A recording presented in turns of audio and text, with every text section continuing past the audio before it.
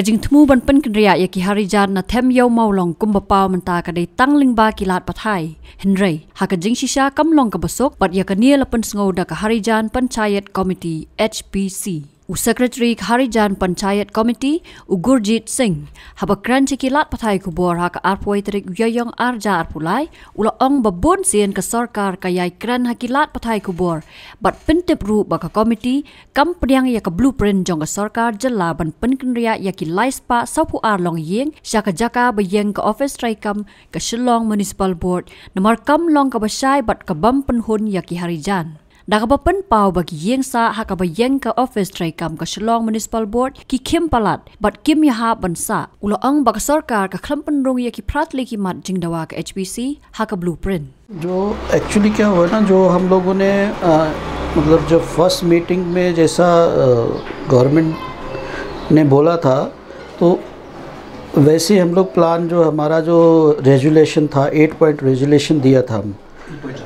तो वो जो 8 पॉइंट रेजुलेशन था वो जितना यहाँ पे मतलब लोग रहता है उन लोग सब डिसाइड किया था कि अगर इस तरह अगर हम लोगों को यहाँ से शिफ्ट करेगा तो हम लोग एग्री होगा हम लोग एग्री है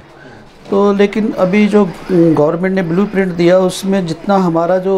टर्म्स था ना जो 8 पॉइंट था रेजुलेशन का उसको तो कंसीडर किया नहीं गवर्नमेंट ने तो ये नया ब्लूप्रिंट बना के दिया है और वो भी मतलब फिर ब्लूप्रिंट मिलने का बाद में फिर सब लोगों को बुला के हम लोग मीटिंग बुलाया जो हम लोग का रिलीजियस इंस्टीट्यूशन है उन लोग का भी जो लीडर्स है उसको भी बुलाया चर्च का है टेंपल है और सबको बुला के मतलब डिस्कस किया ये ब्लूप्रिंट का ऊपर में तो कोई भी मतलब ये एक्सेप्टेबल नहीं कोई भी एग्री नहीं हुआ इसका ऊपर में तो जो मतलब जैसा जब बातचीत होता है तो मतलब दोनों साइड से कंसीडर करना पड़ता है ना खाली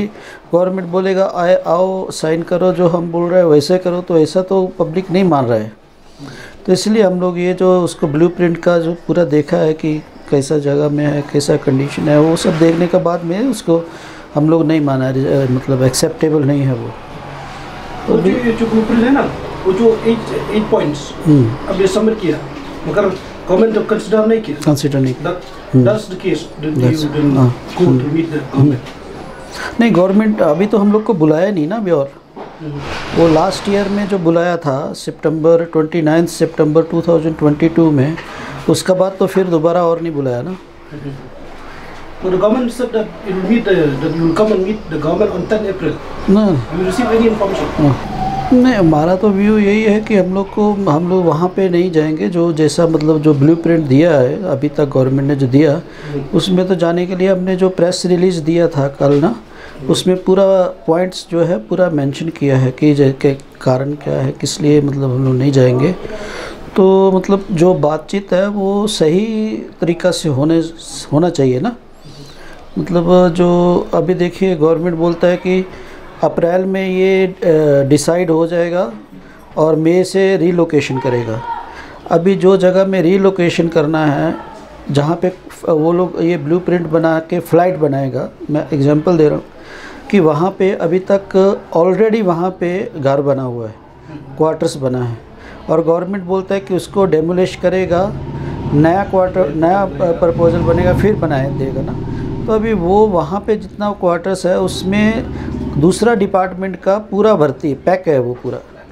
तो वो सबको तो पहले उधर से रीलोकेट करना पड़ेगा शिफ्ट करना पड़ेगा फिर इसको डेमोलिश करना पड़ेगा फिर नया फ्लैट बनेगा और तब रीलोकेशन होगा ना अभी ये बोलता है कि मई से रीलोकेशन हो जाएगा कैसे रीलोकेशन होगा हम तो समझ में नहीं आ रहा तो ऐसा मतलब पब्लिक को मतलब एक डर का जैसा हो गया और लोकल भी सोचता है कि लोकल पॉपुलेशन वो लोग भी सोचता है कि शायद हम लोग मतलब कोऑपरेट नहीं कर रहे हैं हम लोग तो गवर्नमेंट को कोऑपरेट कर रहे हैं लेकिन मतलब सही तरीक़ा से बातचीत होना चाहिए ना और उसका कंक्रीट कुछ डिसीजन होना चाहिए ना खाली एक साइड में सुनने से तो नहीं होगा ना हम लोग भी इधर में इतने सालों से रह रहा है तो अभी देखिए मान लीजिए ये जो लैंड है अभी जितना यहाँ पे फैमिलीज रहता है वो सब जो है वो तो ज़मीन का ऊपर में रह रहा है ना मतलब सबका पास में चाहे किसी का पास 300 स्क्वायर फीट है 400 स्क्वायर फीट है या 1000 स्क्वायर फीट है वो लोग क्या है कि मतलब ज़मीन का ऊपर में रहे अभी ये जो मतलब 7 स्टोरीज बिल्डिंग और 35 गज का जो फ्लैट है उसमें कैसे सरवाइव करेगा ना। हाँ, और जो मतलब फैमिलीज है वो तो जैसा, ये तो परमानेंट सोल्यूशन नहीं है। ये तो